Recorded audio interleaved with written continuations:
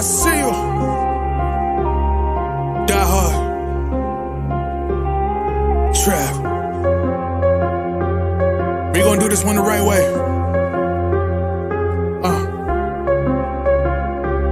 We in here forever. Yeah. Die hard. Homie, die hard. You can check the swag, he the realest by far. Swimming in that blue and orange, he the lifeguard. Yeah, he been through pain, at least he got some nice scars. He can smell a trophy, yeah, he need it back to back. Represent himself, his own name is on his back. 10 toes down, try to stop him, he come back. Bandwagon hoppers, he will knock you off your tracks.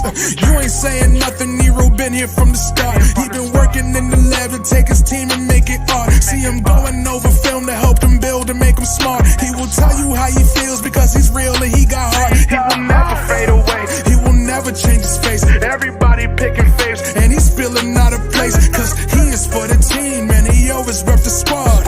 Like that Christmas movie, he gon' always die hard. City on my back.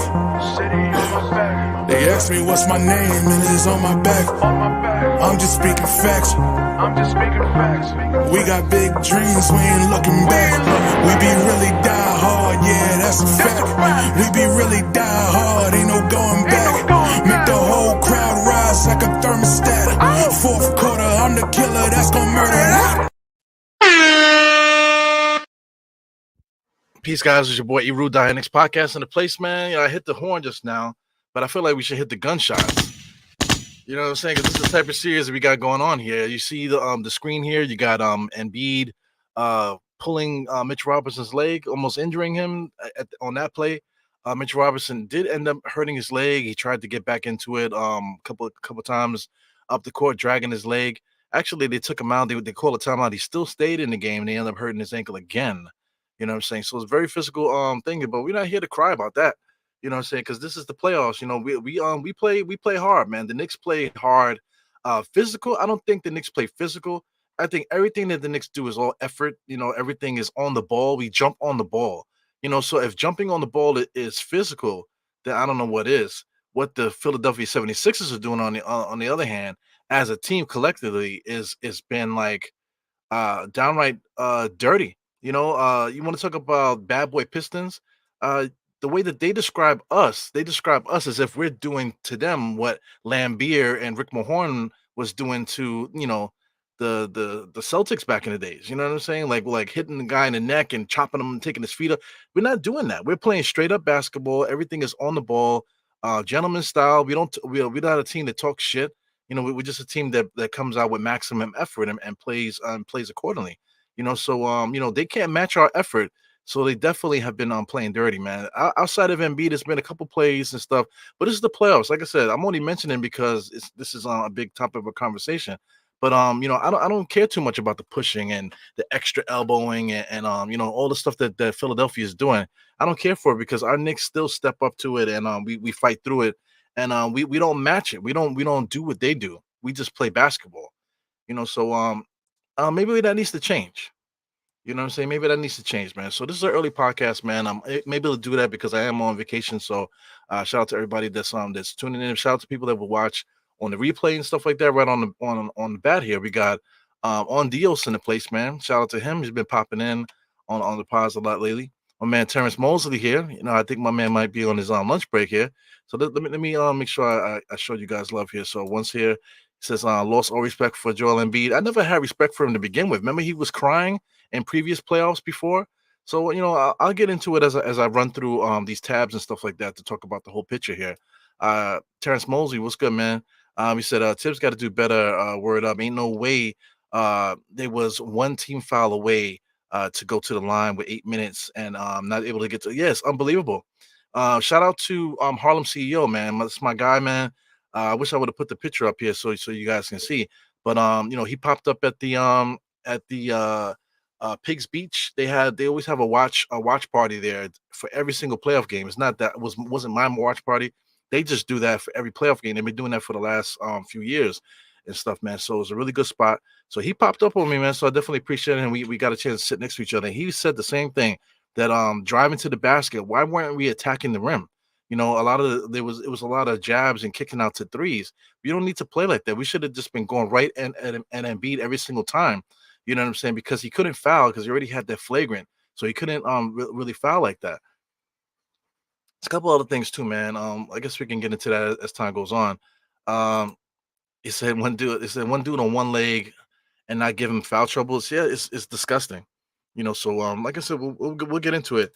But Tom Thibodeau, I think he's a guy that's always prepared for everything, right? But he was not prepared for the Philadelphia 76ers just to have MB stand by the 3-point line. So we was acting like we never seen it before. We was acting like we couldn't defend it. We they kept getting the Knicks on the switch, and they kept sagging off the switch as if something different was gonna happen. They literally ran the same play right after each other. So the Knicks couldn't stop that, and they had looked like they had no way of stopping it. Like they had no game plan for it. So I anticipate the game four to be much different. They're gonna clean up that part of it. But there's a couple things that Philadelphia does. Their game plans is to find something that works and just continue to do it. And then like I said, they're pulling at strings, so they have to play dirty in order to compete with us because our guys get it in. But let's get into it, man. First of all, like if you guys remember the pregame show that I did yesterday, I talked about this. The referees. I brought up the referees. I didn't realize that they actually posted on the referee site. But these are the guys that we had refereeing the game last night, man.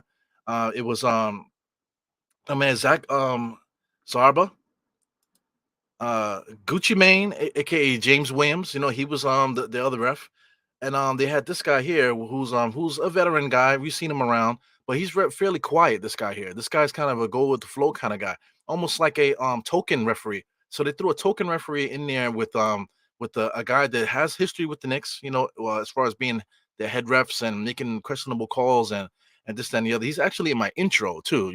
Telling Thibodeau to stop because Thibodeau was complaining over the mic while he was giving the play to the crowd, and he told Tom Thibodeau to stop. He's actually in my intro.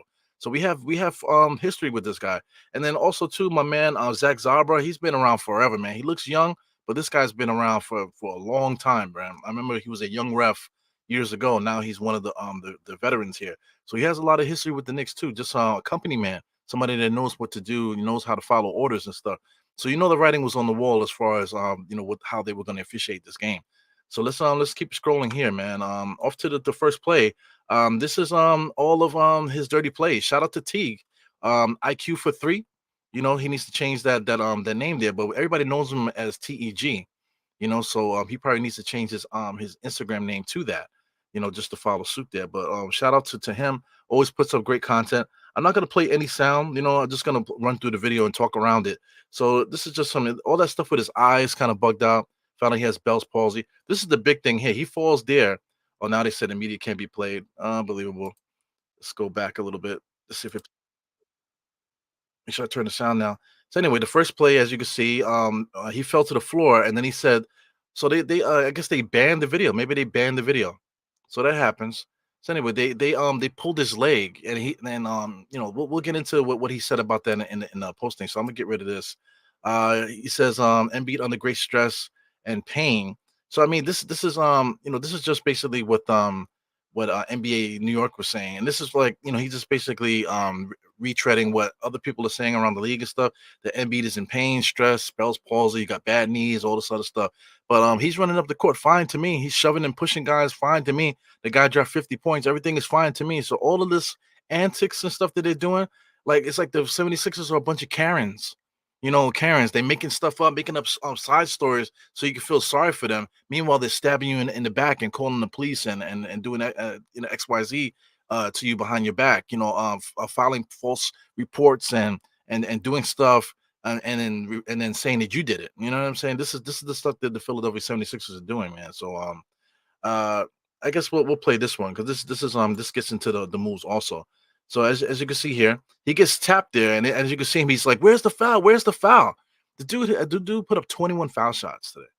So he hit his arm, and then he comes down, he falls on the floor, and this is the play here where he grabs Mitch Robinson and then pushes him to the ground. And then DiVincenzo is the only one that steps to him. This is what I have a big problem with. So as DiVincenzo was there, comes over. Look, OG comes over. Where's Mitchell Robinson? Mitchell Robinson was in the game. So my thing is, where is Mitchell Robinson? Well, I'll talk about Mitchell Robinson more in a second. But as this is playing out there, the biggest guy on the court, it needs to be Mitchell Robinson. So people love Charles Oakley from back in the days because even if Charles Oakley wasn't involved in it, and even if Charles Oakley wasn't the one that was going to like fight or whatever, if he was gonna break up a fight or just get in between his guys, Oakley always did that, always sacrificed his body and put himself in between the opposing player and his player. You know what I'm saying? And just put himself there. If Embiid wants to push, then fine. Then you do the little pushing and shoving, but you have to stand in between your guy. You have to do that. You cannot just let DiVincenzo stand there and have Embiid and then everybody he's like attacking at that play. This video didn't really show it, but he really was like kind of like, yo, what you gonna do? What you gonna do? Coming going around to everybody. And Mitchell Robinson standing right there, what you gonna do? So I mean, that's the thing. Mitchell Robinson should have jumped in front of Embiid immediately, and then let it just happen. Whatever's gonna happen, happen. There'll be a little pushing and shoving, but then they'll break it up and then they'll just keep it moving. But you cannot allow the optics to happen where he's like challenging everybody. What you gonna do? What you gonna do? Look. He's looking at everybody. Nobody's gonna do nothing. Our Knicks are not gonna do anything, and it's proven here. So I don't want to say that MB took our took our hearts here. I don't think that's possible for these Knicks. But just optically, it just does not look good, man. When situations like this happen, like Mitchell Robinson falling on the floor, he just I mean, you attacked his legs, man, and then look like he just grabs his legs and then pushes him to the ground. So you mean to tell me that Mitchell Robinson didn't jump up and at least come at him or at all? He just walked away. I mean, I feel like this is no good. This is not good. I just don't agree with this, man. This is not what we're made of. If like one thing I gotta say, in Pick Beach, I was sitting around a bunch of guys there. There was a group of friends that were in front of us there, and I'm sitting next to my sister. My sister's crazy, man. So all the New York shit. So everybody's like, yo, yo, yo, yo, what the fuck, like that. How New Yorkers do, and calling him all kind of BANs and PANs and all this other stuff. You know what I'm saying? Because he deserves it. That's the energy that we have, man. We're not gonna let something like that happen, and nobody's gonna do nothing. Even like they my sister brought this up. They always say that New Yorkers are not friendly. New Yorkers don't help each other. Don't say good morning. That type of stuff. That's bullshit. I'm gonna throw people. I was gonna throw Harlem under the bench. But my guy Harlem CEO popped up from Harlem and popped up in Queens on me. Just to come hang out with me and stuff like that. So I can't say everybody in Harlem. Well, a lot of people in Harlem, they're the ones that always say that type of stuff because Harlem people are kind of standoffish. We Harlem, who are you? Type of thing. There's always like that show off kind of thing. The Bronx is the same way. The Bronx is, the people say the Bronx is dusty for a reason. The Bronx got a whole bunch of stuff happening up there, and most of these viral videos that you see where people are like, yo, doing that extra New York accent and stuff, it's mostly people from the Bronx doing that. So that energy from the Bronx, that's what it is. Brooklyn has their reputation too, but if you're in Brooklyn, Brownsville, even the worst neighborhoods in Brownsville, like you're gonna find good people, man. And even like the thugs and stuff like that, they're gonna have respect for their elders, hold doors and all kind of stuff. I don't know about the young boys, but just coming up, it's just a different vibe in Brooklyn. But anyway, New York City in general, if you're in Manhattan and something happens, whatever, people are gonna be there to help you. People are gonna be there and come to your aid, man. So I just would like to put that out there, before I continue on with this thing here. So let's keep it rolling here. This is more Karen shit here, man. I'm not gonna get into exactly what he said there. I'm make sure I mute it. But I'll push play and just watch his body language here. He was just talking about that he was getting flashbacks of when other things happened to him. So this sounds like the police officers when they say, "Oh, I fear for my life. That's why I pull out my gun and I shot 47 times at this guy because I fear for my life." You know what I'm saying? Like I'm the one with the gun, and so I'm walking down the steps with my gun out in a hall in a stairwell, and the guy just happened to come through the door, and you just empty your gun on the guy, and because I fear for my life. You're the one walking in the stairwell with a gun, fam. You know what I'm saying? That's why like guy like this, he's the one that's throwing the elbows. He's the one that's pushing guys. He's the one that's doing all the dirty plays. You know what I'm saying? So how is he the one claiming that he has like PTSD and so afraid of this, that, and the other? The way that he talks, the Knicks are not doing nothing like that to any of his play. Like Maxi just running around free. We have never knocked Maxi down, not once. We haven't hurt him once. We haven't hurt any of their players once. Even MB, we haven't attacked him yet. So like I said, I'll get into to this as we go along here. But it's a lot of Karen stuff. There's a lot of Karen. There's a lot of fake police officer stuff on a black guy walking through my neighborhood. Oh, I fear for my life, so I chased him down and threw a lasso around him and shot him dead and cheered when I did it. You know what I'm saying? Turns out that I'm a judge and this, that, and the other. That's what this shit reminds me of, man. It's fucking crazy. So anyway, let's just keep it scrolling.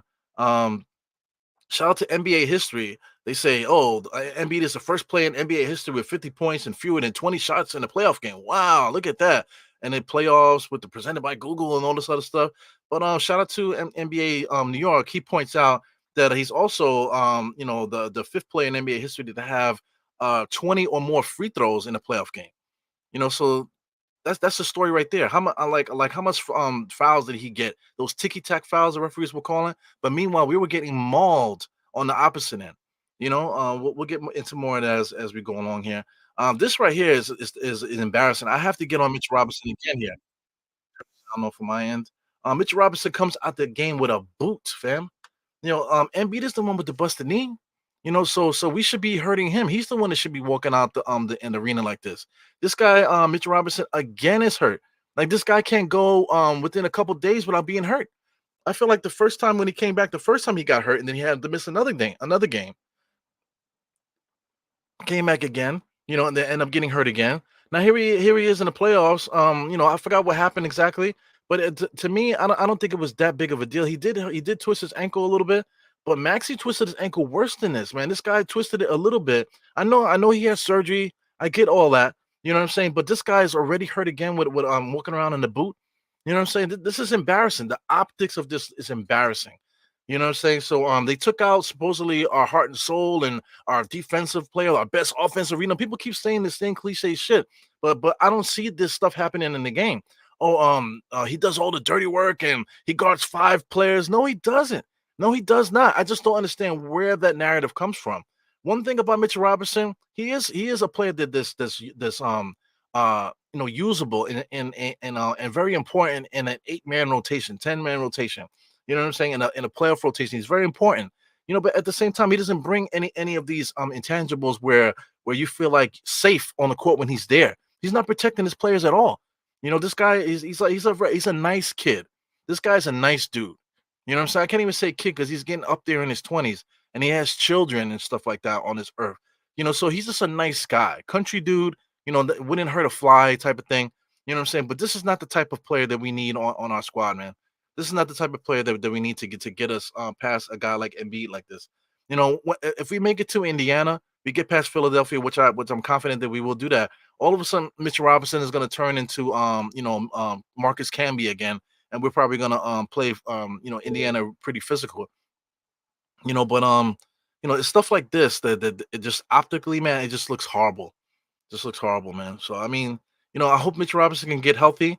But like I said, I don't believe in this kid.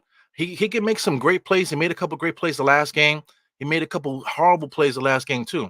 But like I said, I don't believe in this kid. I don't care that he's hurt. If he can get back, great that we can use him. But I'll get into the nitty gritty of it as we go along here. I have this put up here because I just want to point out a couple things. First of all, the free throw disparity. They want to talk about 19 free throws for the Knicks as a team. This guy Embiid had 21 free throws by himself. He had 19 made free throws. We had 19 free throw attempts. As a team, altogether, they had 33 free throws. 33 free throw attempts, guys. The Knicks as a team had 19. Like I said, Embiid had more attempts than we had attempts. You know what I'm saying? He equals the amount of makes that we had attempts. You know what I'm saying? So that's the game right there. That's the game. Like you cannot have a game where one team has 33 free throws, the other one has 19. At the same time, how many 3-pointer shots that the Knicks put up that we could have or long jump shots or whatever, and how many plays that we have where guys didn't just take it all the way to the basket. Where our guys are playing way too passive. We should be attacking Embiid. Once again, shout out to Harlem CEO. It was a guy that was right there with me in watching the game there. He was saying it all night. We should have been attacking Embiid all fucking night. It was so annoying, man. So, I'm glad that he was there to point it out. Once again, Terrence Mosley said that earlier in the chat there that it's just ridiculous that we just were not attacking him. Because he had, especially once he had that flagrant foul, it should have been all day. We should have just been straight going right to him, left and right, and then he would have been out the game because he would have either got fouled out or whatever, or he would have got frustrated and did something again because he was trying to hurt us. So he would have did something again and got kicked out. So I blame Tom Thibodeau for not adding that to the game plan. But I mean, at the same time, he's sticking to what works for the Knicks, and he's trying to win the game himself. So the Knicks just don't have that audible where we could be like, okay, well, you know what, we're just gonna start funneling guys down to the thing. We just don't have that audible with us. You know what I'm saying? Systematically with the team, the way Josh Hart drives and the way these guys do that systematically, but just like within the half court set, we just don't have anything where we're funneling guys to the basket. So that's, I mean, there's nothing that we could do now. We can't learn it now. We in the playoffs. This is what it is. So it's frustrating, man. Um, yeah, man. Look at guys like Josh Hart, zero free throws. OG got slapped and whapped a lot. Josh Hart once again slapped and whapped.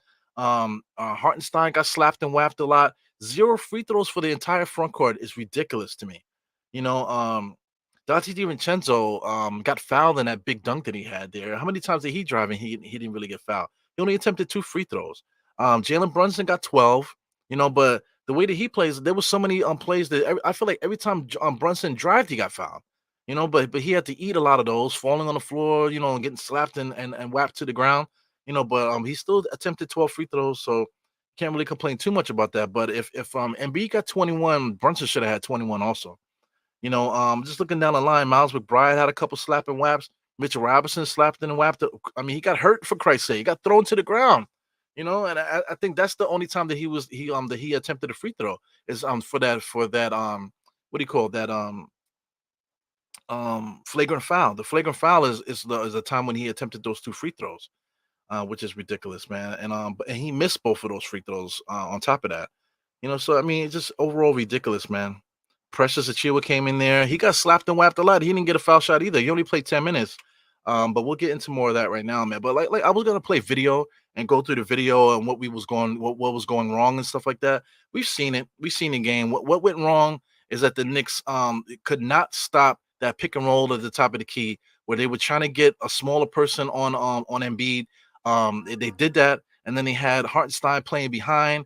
And then they threw it back to Embiid, and then he couldn't get back to Embiid, and Embiid just went on a 3-point shooting spree, and just destroyed us that way. And my sister was getting pissed off because, like, you mean to tell me that the center's only crossing half court and only going to the 3-point line, and that's all he's gonna do?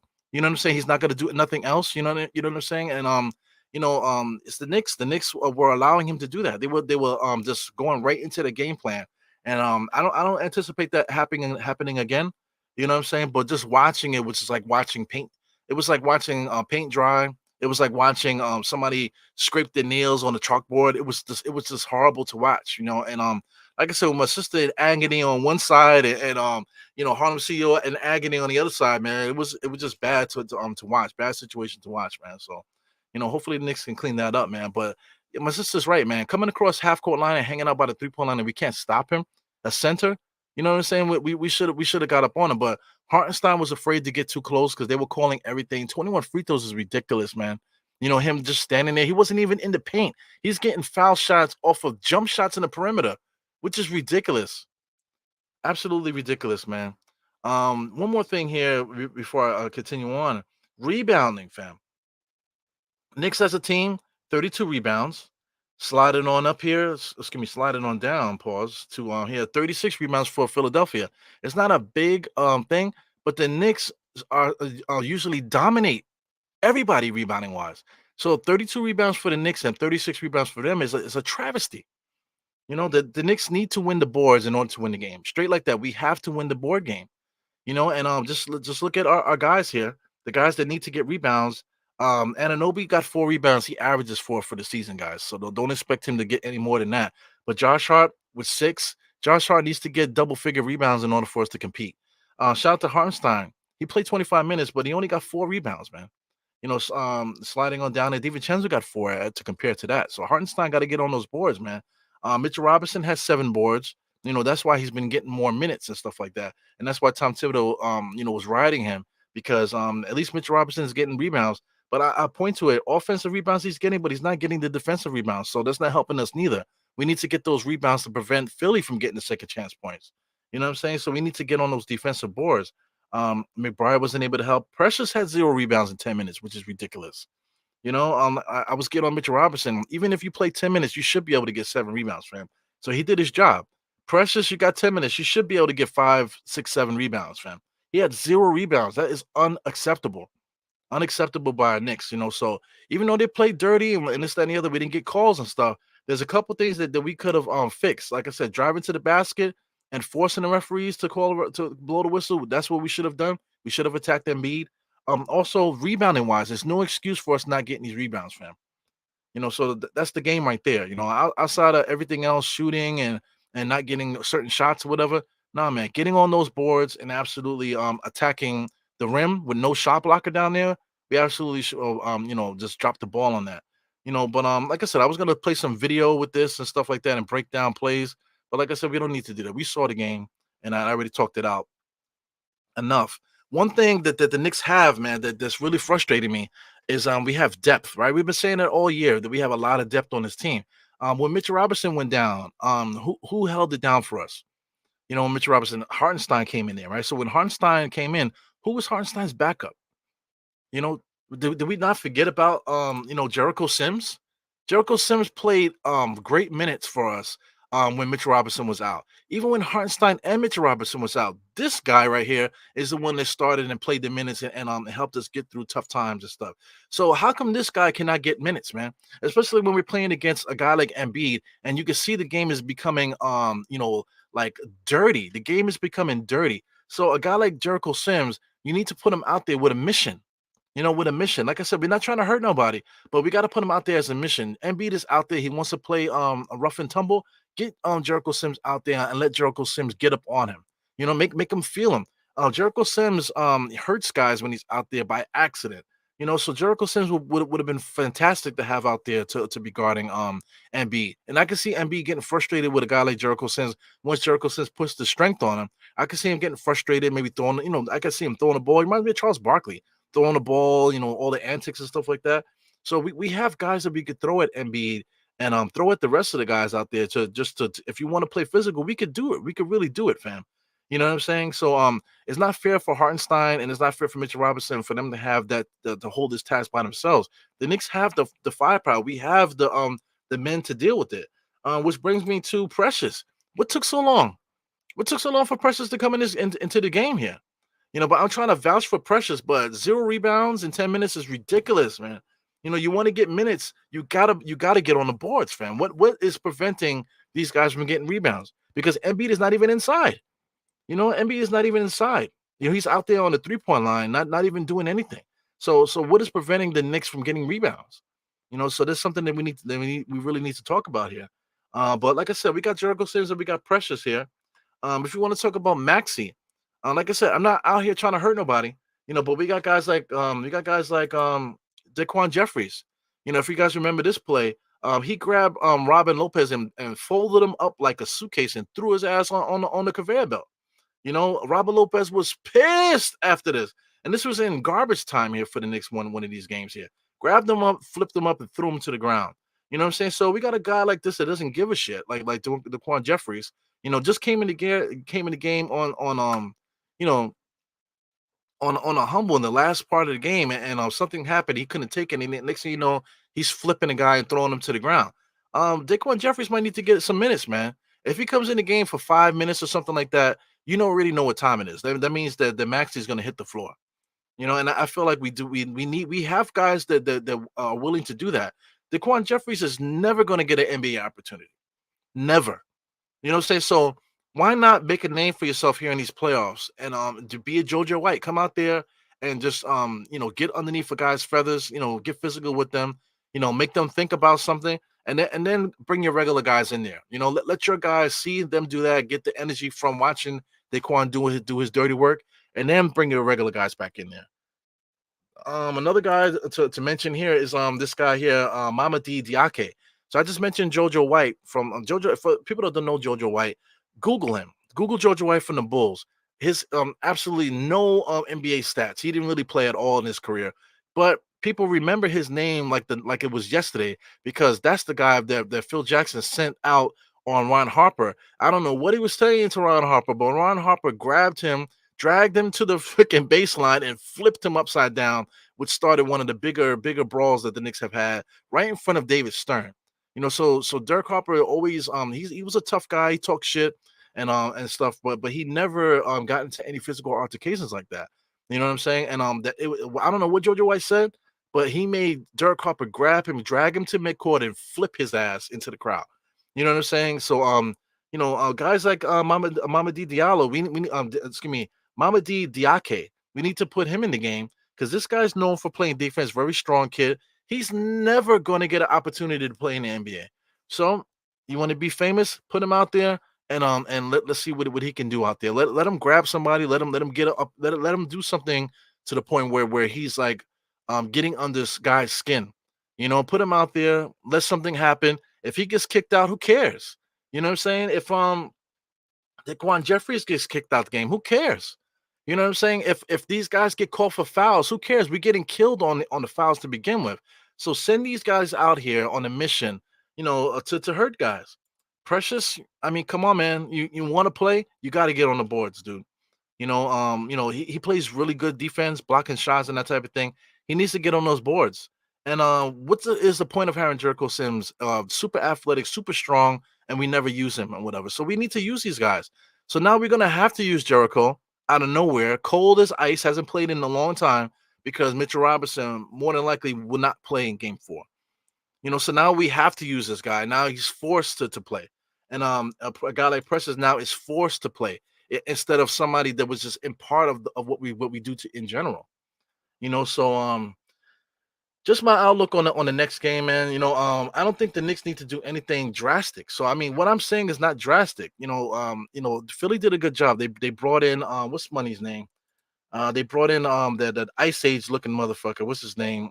Cameron Payne. He came in there, played 15 minutes, and had an awesome game, man. 11 points, 3 assists, 3 for 4 from three. He came in there and just basically lit up the game. So his 11 points, if you look at the total for the game, 125 to 114. His 11 points, that ties the game right there. So him coming in there, dropping with those minutes, basically changed the game for Philly. Outside of all the stuff that Philly did to us, Cameron Payne I think hurt us the most because he was just somebody that wasn't supposed to do that, and he actually did that to us. So got to watch out for little guys like that. So if Tom Thibodeau can find 5 minutes or stuff like that for some of these guys here with a mission, to do something, then I'm totally down with it, man. But take a look at Jericho Sims. He's gonna be needed. Yeah, they're gonna be attacking Hartenstein, trying to get him out the game, and then Jericho Sims is gonna be asked to play some minutes here if Mitch Robinson doesn't play in Game 4. Once again, Precious absolutely needs to wake up. Needs to wake up. I don't know what's up with this guy, but he needs to wake up. We absolutely need these guys in order to finish off Philly here. So, as far as the Knicks, we just need to keep with the game plan. Brunson finally found his shot, so I think he's back. We gotta figure out, how Philly gets their shots. They try to do the 3-point game, and they work to perfection. As you know, Maxey going to the basket, Embiid at the foul line, those type of things. I think the Knicks closed those doors, but it opened up the doors for other things, man. So the Knicks got to get into the room, watch some film, have conversations, and really figure out what they're gonna do. Because one thing I didn't point out that Tom Thibodeau said, things are escalating, so you have to act accordingly. You know what I'm saying? So I'm hoping that this is what happens, that you start to see guys out there with a mission, to really bring the pain for a few minutes, a couple minutes there, and like a flash in the pan kind of stuff. You really to set it off, and then bring it back to what we normally do, and we should be fine, man. So let me just say what up to the chat here. I do have Instagram up, so let me slide Instagram over here just so you guys can say what up over here. Instagram, Harlem Sale popped in there, Andre popped in there. We got Nixon-ish, excuse me, they popped in. They do a podcast also. Dirty play, motherfucker. So Andre the Great is going crazy in the chat. We got Kyle, you stick is there. We got Busy J there. What's good, my man? DJ Shuttle popped in there. Tough Love is there, Bobby Santiago there on Instagram, and Sebastian. So some of these guys I see popped in on the YouTube chat, man. So if anybody's watching on Instagram, anybody is watching on Facebook, come to YouTube, man. Come to YouTube, hit the thumbs up there, subscribe. That way you can get a better experience when it comes to this YouTube stuff here. I think the Instagram is a little bit grainy, so if you would like a better experience, come over to YouTube is basically the best way to watch the show here. So scrolling down here, making sure I catch certain people that I missed there. Mr. Surveyed here. Yeah, so I agree, man. It's too early to be cursing cats out. But yeah, man, I agree with that, man. A bunch of Karens. Just that's the best way I could put it. Just a bunch of complaining guys. They're saying stuff that's happening that's not happening, and they're blowing the whistle as if the Knicks are doing something, but they're not. You know what I'm saying? And just listen to the commentary of TNT. They're saying the same thing, like the Knicks are doing something. Knicks are not doing anything to them. So I don't know what people are watching. Callan Carpenter say, "Well, Callan Carpenter's a punk and this, that, and the other." But all he did was kneel during the national anthem. It's not like he did anything. Like if you want to be show respect. Getting down on one knee is respect. That's not disrespectful. Taking your hat off and standing there, okay, cool. But getting down on one knee, that absolutely shows even more respect, I think. But people flip that and turn it into this big whole thing, which is basically what we're seeing here. It's funny how people could distort things and make things play things into what how they want it to be. It's crazy, man. Uh yeah, man. The old Knicks, like the 90s, people say, "Oh, you guys are stuck in the 90s." But people want the 90s to come back. They love the clothing, they love the music. They don't play brand new music during commercials. They play 90s music because that's the soul, that's the grit that we're trying to get here. The new music doesn't have that. It's not timeless music, man. You know what I'm saying? Um, Draymond Green is interesting. The Golden State Warriors are in flux, so a guy like Klay Thompson might be out of there. Even Draymond Green might be out of there too, man. So in the offseason, these are things that we need to revisit to see if we can add certain guys to improve the toughness. Just to double down what I've been saying over a couple of years, that the Knicks are a bully team. People keep saying they love their bully ball, but then they don't really want bully ball. You know what I'm saying? They just want Julius Randle to do everything, and they just want somebody to complain about. But that bully ball, Julius Randle out there bullying them. I think Julius Randle will be dominating this club. Rebounding wise, we definitely will be getting more rebounds with Julius out there. But is the bully ball to double down on that? We shouldn't put it all on Julius Randle's shoulders. Like we need to get other guys in there that's gonna double down on the bully ball. Guys with personalities that really will hurt you out there. You know what I'm saying? Play good basketball, good, clean, smart basketball, but will hurt you. You know what I'm saying? And the Knicks don't have that, man. So we need that. We don't have enforcers. People don't know what an enforcer is. I had arguments. I mentioned State every podcast for a reason because I think State is good. State is a smart guy. Whatever he does on Twitter, he does that for show, for engagement. But we all know for watching him on this channel and us doing podcasts together, he's extremely smart. But me and him used to have arguments about Mitchell Robinson. I was saying like, yo, who needs to like somebody needs to step up and be tougher. Mitchell Robinson is the guy. And he would say, no, Mitchell Robinson, no, it's not his job. It's not his job to do that. Then whose job is it? Whose job is it? Oakley's job was to be the enforcer. You know, X-Man was job was to be an enforcer type. Saying Marcus Camby's job was to be the enforcer. Ewing was tough, but his job was not to be the enforcer. The other guys were jobs were to be the enforcer. Anthony Mason, all these guys that we've had throughout the years, those are the guys that were counting on to do the extreme dirty work. Mitchell Robinson is the guy, not DiVincenzo. OG is a good defensive player. He should probably be a little bit more physical, you know what I'm saying? But it shouldn't be him. Even though he's probably like the only guy stepping up, trying to defend his own players, Mitchell Robinson should be right there. It should be a team effort. Our big men should be right there. Hartenstein is cut along that cloth. But these guys can't do it by themselves. You know what I'm saying? It's like when the going gets tough and only one guy against five, that's not right. Five guys are coming at you and only you're standing there defending and the rest of your team is walking away. That's no good, man. It's definitely no good. Shout out to Tough Love. I saw Tough Love on Instagram, like I said. DJ Shuttle also was on Instagram.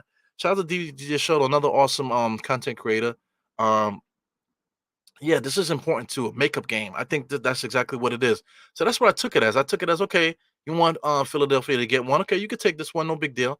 I understand TV contracts and that type of thing. You got to get the word out. you got to get the money up. You know what I'm saying? So it is what it is. Um, yeah, absolutely. We all on the same page, man. We should have been attacking this cat. Shout out to Korean Grant that plays. What up, my man? Got Vernon B Harrington here. So he pops in. Shout out to Harrington. He says Harrigan, excuse me. I make sure you get your name right. He said Mitchell has great upside. The upside shit is no good, man. I like that. Like just right off the bat, just using the word upside for Mitchell Robinson is done. He's been in the league for a long time. He's been playing since he was 19. People want to bring up that he didn't play college ball. That's over, fam. This dude is like 26, right? He's been in the NBA for a long time. He's been playing since he was 19, 18, 19 years old. You know what I'm saying? So the upside is no such thing. No such thing at this point. With the blocks, offensive rebounds, but his turnovers, free throw percentages, injuries, non-aggressive offensive skills makes him mediocre. I think everything makes him mediocre. The block shots, the offensive rebounds, the stuff that's supposed to make him a good player. All that stuff is mediocre to me because he is an absolute horrible defensive rebounder. And defensive rebound is something that he should be sucking those things off the boards every night alone. Mitchell Robinson should be getting at least 6 to 7 defensive rebounds a game. Forget about offensive. So he should be a walking 15 rebounds per game, just walking into the gym, no matter how many minutes he gets. You know what I'm saying? So I mean, Mitchell Robinson, I'm just like not disappointed in him. It's just that people really need to see who he is. You really need to see who this guy is, and not who you think he is, or not who you want him to be, or who he reminds you of. You know what I'm saying? He reminds you of the '90s, but he's not that guy. He's not. Taking a look at you guys scrolling because I kind of got to get out of here. I forgot about that. I got some things to do today, man. But I just wanted to get this pod out. Um, yep. So fifth they did shoot 49%, but the rebounds are there to get. We should. It doesn't matter if they shot well or not. Whatever rebounds are out there, we should be getting those rebounds. They shouldn't be beating us 36 to 32 in rebounding. We should be up 36 to 32 rebounding, no matter what is happening out there. I don't care if they're shooting 70 something percent. We should still be winning the rebounding battle. That's not an excuse. You know what I'm trying to say? Um, Physicality too, the effort. They're being physical to match our effort. So now we have to get messy. This is what it is. We have to get messy. So I'm glad you guys are putting it up here. I see Vernon, man, definitely got to get show you love here. We all watching the same game, man. I see you mentioned Shake Milton here, understands Maxi's game. That would have been nice too. He's a really good defensive player, but we haven't played him. So this is the issue. Guys like the reason why I mentioned Daquan Jeffries is because Daquan Tom Thibodeau will call his name before Shake Milton. You know what I'm saying? That's the only reason why I mentioned him. But Shake, man, I wish the Shake was involved. Another guy too is Burks. Burks is out there too, but I don't think we need his offense. We really need somebody to hurt somebody out there. So it is what it is. Yeah, shout out to Cameron Payne and all this. Uh it goes, release the Kraken. We need to, man. Sims cracks guys, man. Definitely hurts guys by accident. So we definitely gotta unleash him out there. Well, we're gonna leave it here with Mr. Space Ghost. Space Ghost Coast to Coast, man. Thank you guys for tuning in. It's Dynamics podcast with a rare midday podcast. Usually you might see me on a Monday doing this, or maybe a Sunday, because I'm usually off Sunday, Mondays. This week I happen to be on vacation, but I got something to do. I forgot, man. I gotta get off this live. But thank you guys for tuning in. Definitely appreciate your support. Shout out to everybody that popped in on Instagram. A couple other people popped in here. Shout out to my mom. My mom just popped in too. But thank you guys for popping in on Instagram. People taking a look on Facebook. They'll do that later. Definitely appreciate you guys. The replay gang will come out later on to take a look at this, man. So we got a lot to talk about as the days go on. Let me plug some other shows too.